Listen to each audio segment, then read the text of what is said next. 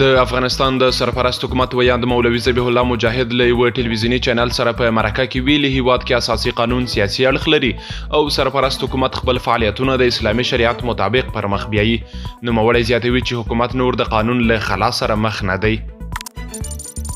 د ملګرو ملتونو سیاسي استازولۍ یونامه وایي په ختیځ کې د دغه بنسټ سیمهییز دفتر د جلال آباد ښار یوې نوې سیمې ته لیږدول کیږي ځکه د اوسني ځای د کرایې د تړون موده پای ته رسېدلې ده.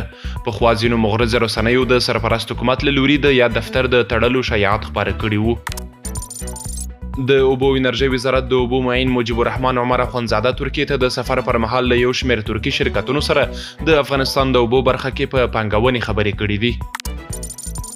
د نورستان ولایتي مسؤلین وایي چې د دغه ولایت د نورګرام ولسوالۍ له کانونو څخه ترلاسه شوي 10 کیلوګرامه بیروج د ازادې بولۍ له لارې د 3 میلیونه او 25,000 افغانیو په ارزښت وپلورل شول. عدلي وزارت وایي د ځمکو له غصب څخه د مخنیوي کمیسیون تېره میاشت په 10 ولایتونو کې څه باندې 30,000 جریبه دولتي ځمکه له غصب راګرځولې او اړونده ادارو ته یې سپارلې. د غزې روغتیا وزارت په خپل تازه راپور کې ویلي چې په تېرو 24 ساعتونو کې د امریکا په ملاتړ د صهیونیستي رژیم په ځمکني او هوایي بریدونو کې 60 تنه فلسطینیان شهیدان او 363 تنه نور ټپیان شوي. او وروستی خبر دا چې اسرائیلي رسنیو راپور ورکړی چې تېره شپه شاوخوا 80,000 اسرائیلیانو تل ابیب کې په لاریون لاس پورې کړی او غزه کې د جګړې د ژر تر ژره پای او بندیانو د تبادلې غوښتنه یې کړې.